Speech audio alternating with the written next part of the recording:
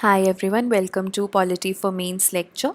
Today our lecture is on, economic disparities between the states. So the question is, in recent years, India's interstate income disparity is increasing at an alarming rate. Critically examine the causes, its implications, and the remedies. So let's start. So various reports have been there, including the economic survey, and they have pointed out that the economic disparities between different states in India is not only high but also increasing. So what are the reasons?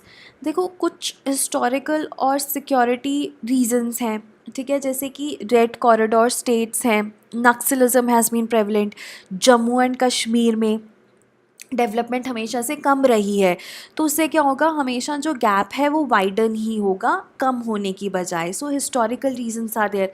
Poor connectivity could be one of the reasons of poor development in those regions. Poor connectivity किसकी है? North east region की, NER region. Another reason is states favouring laws policies that discourage setting up of industries, जैसे वेस्ट बंगाल में communism and all की वजह से.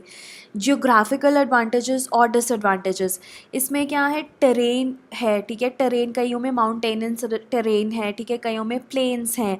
Then coastal cities हैं, क्योंकि वहाँ पे पोर्ट्स डेवलप हो गए, तो हिस्टोरिकली वो हमेशा से डेवलप्ड ही रही हैं. सो अगेन जियोग्राफिकल एडवांटेजेस हैं कि वो कोस्टल स्टेट्स हैं, और डिसएडवांटेजेस है कि वहाँ पे terrain is not favourable and you have mountains. Advantages के एग्जाम्पल है गंगा प्लेन्स हो गए, ब्रह्मपुत्रा प्लेन्स हो गए, जहाँ पे डेवलपमेंट ऑब्वियसली होती ही है क्योंकि एग्रीकल्चर अच्छा है. So this could be another reason. Then you have disaster prone states, for instance Himachal Pradesh, Uttarakhand, जहाँ पे डिज़ास्टर्स होते रहते हैं, उड़ीसा वगैरह में साइक्लोन्स आते रहते हैं, ठीक है. So this could be another cause of widening economic disparities.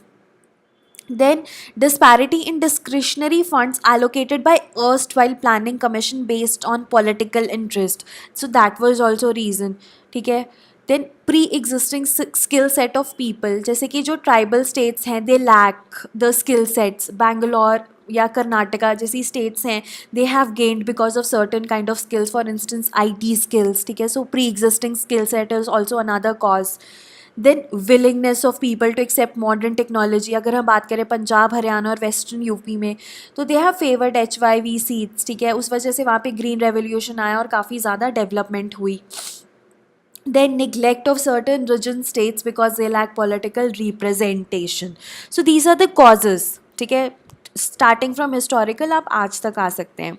Then what is their impact? Impact on society and impact on economy हम देखेंगे. सो इम्पैक्ट ऑन सोसाइटी क्या है? स्क्यूड ग्रोथ है, इंक्लूजन नहीं है, मार्जिनलाइज्ड वनरेबल ग्रुप्स हमेशा रहेंगे ही. Then it also leads to migration from less developed to developed areas. तो माइग्रेशन से क्या होता है, जो प्लेसेस हैं जहाँ जो अट्रैक्ट करती हैं माइग्रेंट्स को या मैग्नेट्स एक्ट करते हैं, वहाँ पे ओवर प्रेशर हो जाता है रिसोर्सेज का, स्लम फॉर्मेशन हो जाती है. Next, social unrest and violence is there, right. Then lack of development which further fuels extremism in the underdeveloped areas. Backwardness of a few regions, वो backward ही रह जाएंगी. Then sons of soil movement, जहाँ पे migration ज़्यादा बढ़ गई है वहाँ पे सन्स ऑफ सॉइल मूवमेंट होंगे, बिकॉज दे विल ऑब्वियसली, जो वहाँ के नेटिव्स हैं वो एक तरह से they don't really like migrants coming to their places and taking away all the resources, right. Then impact on economy क्या है? Disparities they will keep on increasing, right. अगर इनइक्वालिटीज़ रहेंगी तो डिस्पैरिटीज़ बढ़ती ही रहेंगी. And yes, concentration of growth in a few places. Then flight of skilled people to developed states और abroad. तो जो अंडर डेवलप्ड एरियाज़ हैं वहाँ से flight of skilled people will take place to developed state और abroad, और eventually वहाँ पर डेवलपमेंट कभी भी नहीं हो पाएगी. तो अगेन आप उसको कह सकते हो कि that will actually lead to increased disparities. Then there is increased burden on the center to support the underdeveloped states also, right. So what could be the way forward? So way forward है कि यहाँ पर बहुत सारा multi pronged approach चाहिए होगा. So one could be improving governance quality of the state.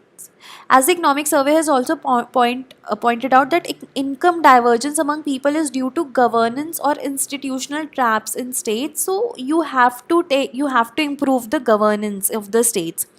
Then जो interstate और जोनल काउंसिल्स हैं, इनको एक तरह से रीसर्जेंस होना चाहिए इनका. These places, they should be used for comprehensive partnerships for collective and balanced regional growth leading to economic convergence. Then जो अनस्किल्ड लेबर है उसको इग्नोर करने की बजाय उस पर फोकस करना चाहिए. And skill India is an important aspect, so it should be taken care of. और जो अनस्किल्ड लेबर है, it must be utilise to make states engines of exports. ठीक है, as the low skilled sectors prevail mainly in the backward states.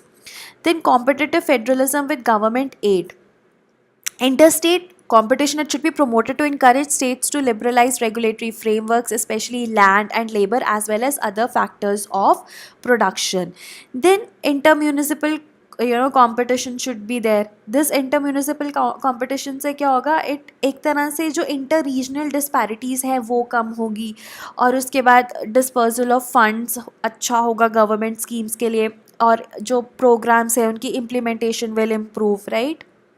Then multilateral agencies such as World Bank, ADB, NDB, etc., they could be roped in to provide for the finance for states development if domestic funds are low. Government order in allowing effective states to borrow directly from abroad is a positive step in this direction. Then focus on agriculture, है ना. जो states dependent है agriculture के लिए, उनको आप agriculture वहाँ पे reform करो. तो center must intervene in issues such as APMC reforms. ठीक है.